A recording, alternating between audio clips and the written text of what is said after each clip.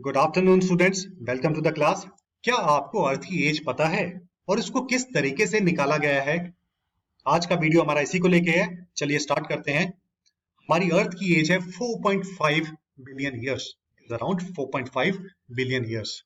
और जिस तरीके से इसको निकाला गया है उस टेक्निक का नाम है radiometric dating. It is a method of finding the age of the rock sample की अगर हम एज निकाल लेंगे, अर्थ हमारी रॉक से बनी है तो अर्थ की एज हमें पता लग जाएगी। So radiometric dating, it is a method of finding the age of the rock by analysing the amount of radioactive isotopes and its decay rate. किसी भी रॉक में कितना अमाउंट रेडियो एक्टिव मटेरियल का कितना amount है और उसका decay rate कितना है, अगर ये हमें पता लग जाए तो हम उस रॉक सैंपल की एज पता लगा सकते हैं। और जो इंस्ट्रूमेंट यूज होता है इसकी एज पता लगाने के लिए उसको बोलते हैं थर्मल आयोनाइजेशन मास स्पेक्ट्रोमीटर। अब आपने देखा amount of radio active isotope यानी कि रेडियो एक्टिविटी और उसका डिके रेट, ये दो चीजें अगर हमें पता है तो हम उस रॉक सैंपल की एज निकाल सकते हैं। तो रेडियो एक्टिविटी क्या होती है और उसका डिके रेट या हाफ लाइफ क्या है उसको भी समझना जरूरी है। इसको लेके मैंने वीडियो बनाया है डिटेल्ड, रेडियो एक्टिविटी को लेके आप चैनल में जाके देख लीजिएगा। फिर भी यहाँ पे ब्रीफ करना इट्स वेरी इंपॉर्टेंट। एटम में न्यूक्लियस होता है और न्यूक्लियस के अंदर प्रोटॉन्स और न्यूट्रॉन्स होते हैं। इन प्रोटॉन्स और न्यूट्रॉन्स को एक फोर्स जिसको हम न्यूक्लियर फोर्स बोलते हैं अच्छे से बांध के रखती है।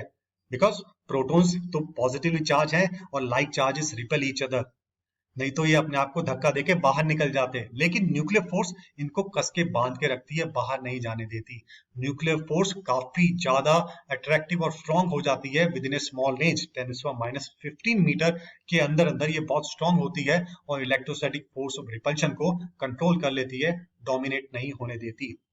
लेकिन कुछ वजहों से जब प्रोटॉन्स या न्यूट्रॉन्स ज्यादा हो जाते हैं, न्यूक्लियस अनस्टेबल होना स्टार्ट हो जाता है और ये स्टेबल फॉर्म में जाने की कोशिश करता है थ्रू डिसइंटीग्रेशन, टूट के। जब ये टूटता है तो कभी alpha particles, beta particles, gamma rays या इनका कॉम्बिनेशन के फॉर्म होता है और स्टेबल फॉर्म की तरफ ये बढ़ना स्टार्ट हो जाता है। तो इस पूरे प्रोसेस को हम रेडियो एक्टिविटी बोलते हैं। It is a natural process for some atoms to disintegrate into more stable form with time. It is a nuclear phenomena.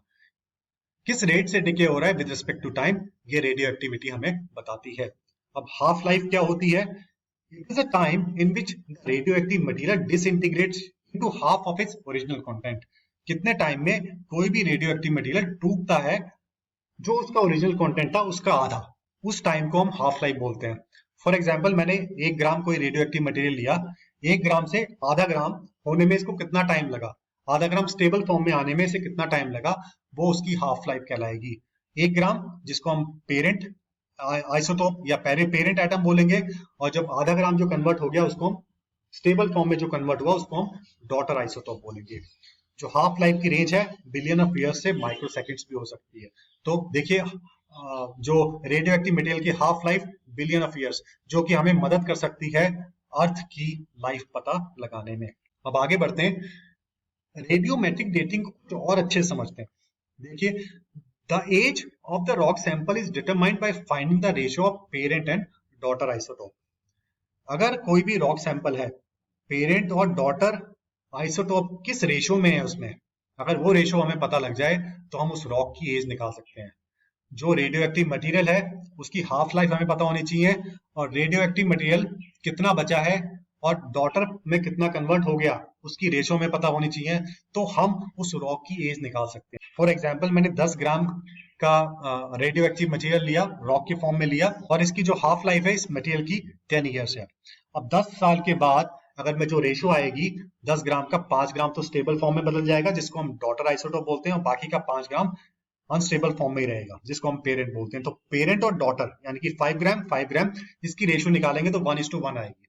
तो ये रेशियो 1:1 और हमें इसकी लाइफ पता है, हाफ लाइफ 10 ईयर्स है, तो उसके बेस में मैं बोल सकता हूं कि ये रॉक 10 साल पुरानी है।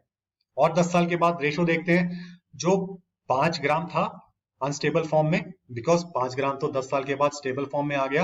अब और 10 साल के बाद ये जो 5 ग्राम अनस्टेबल बचा है इसका आधा स्टेबल में बदल जाएगा, यानी 2.5 ग्राम स्टेबल में बदल जाएगा और बाकी आधा 2.5 ग्राम अनस्टेबल ही रहेगा।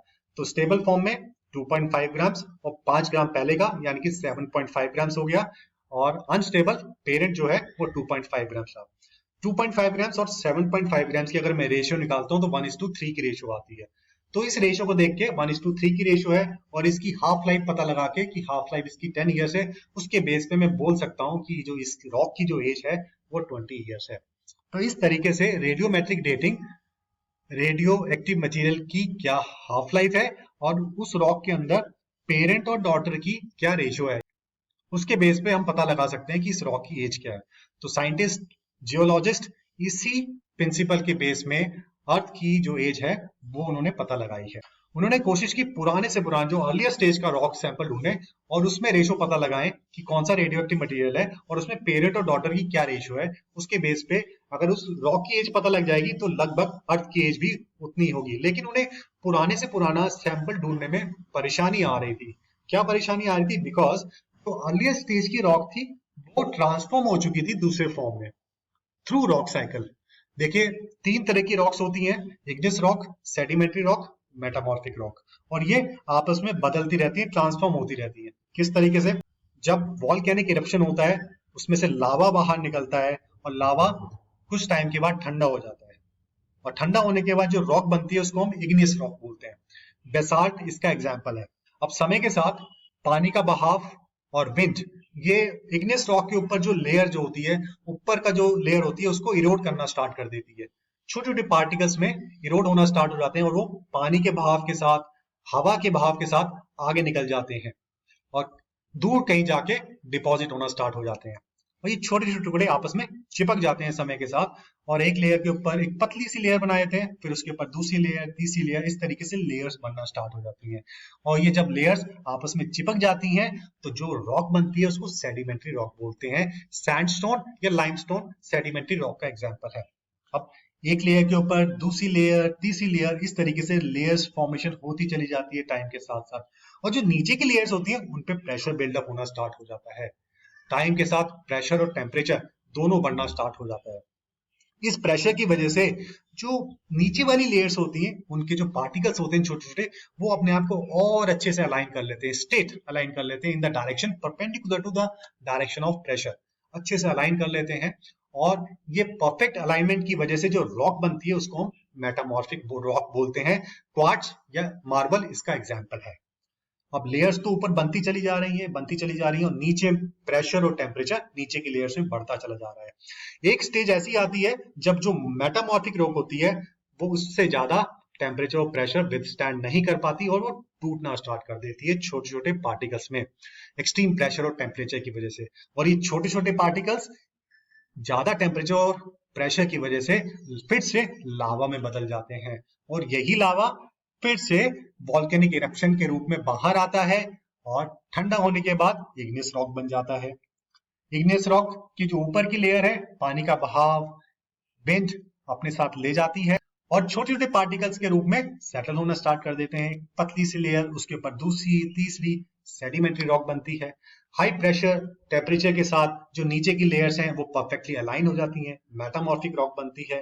मेटामॉर्फिक से फिर इग्नियस रॉक, सेडिमेंट्री, मेटामॉर्फिक, तो ये प्रोसेस चलता रहता है। तो जो अर्लियर स्टेज की रॉक थी जो साइंटिस्ट, जियोलॉजिस्ट ढूंढने की कोशिश कर रहे थे वो इसलिए नहीं मिल पा रही थी क्योंकि वो ट्रांसफॉर्म होती चली जा रही थी नए फॉर्म में, तो जिसकी वजह से हम एग्जैक्ट एज अर्थ की नहीं फाइंड कर पा रहे थे। तो जो सबसे पुरानी जो रॉक मिली उनको नॉर्थ वेस्टर्न कनाडा में मिली और जिसकी एज थी लगभग 4 बिलियन ईयर्स। साइंटिस्ट ये भी मानते थे कि जो हमारा सोलर सिस्टम है उसके आसपास के जो प्लैनेट्स हैं या जो मून है उसकी एज सिमिलर है हमारी अर्थ की एज के बराबर, ये ऑलमोस्ट सिमिलर है। तो जो मीटरॉइड्स बाहर से आ रहे हैं, अर्थ के साथ टकरा रहे हैं, मून लैंडिंग में हमें रॉक के सैंपल मिले, अगर उसमें हम पता लगा लें कि रेडियो एक्टिव मटीरियल का डिके रेट क्या है और पेरेंट और डॉटर की रेशियो क्या है, उसके बेस पे हम अर्थ की एज पता लगा सकते हैं। क्योंकि हमारे आसपास के जो सोलर सिस्टम के जो प्लैनेट्स हैं, सैटेलाइट हैं, उनकी एज लगभग सिमिलर, वहां के रॉक सैंपल्स से हम पता लगा लें कि उन रॉक सैंपल की क्या एज है तो हम पता लगा सकते हैं कि हमारी अर्थ की क्या एज है। तो जो म्यूटरॉइड्स थे जो अफेक्ट नहीं हुए रॉक साइकिल से, साइंटिस्ट ने, जियोलॉजिस्ट ने उसको एनालाइज किया, मून से जो रॉक लाए उसको एनालाइज किया तो उनको एनालाइज किया इसी रेडियोमेट्रिक डेटिंग टेक्निक से, तो उन्होंने पाया कि जो एज निकल के आई इस रॉक की, that was around 4.5 billion years. तो इसी के बेसिस पे साइंटिस्ट ने, जियोलॉजिस्ट ने बोला कि हमारी धरती की एज भी लगभग इतनी ही है, 4.5। सो आई होप स्टूडेंट्स आपको ये आर्टिकल इंटरेस्टिंग लगा होगा। अगर इंटरेस्टिंग लगा है तो अपने दोस्तों के साथ शेयर कीजिए। मैं आपसे दोबारा मिलूंगा किसी और इंटरेस्टिंग आर्टिकल के साथ, वीडियो के साथ। Till then, good bye, thank you very much, have a nice day.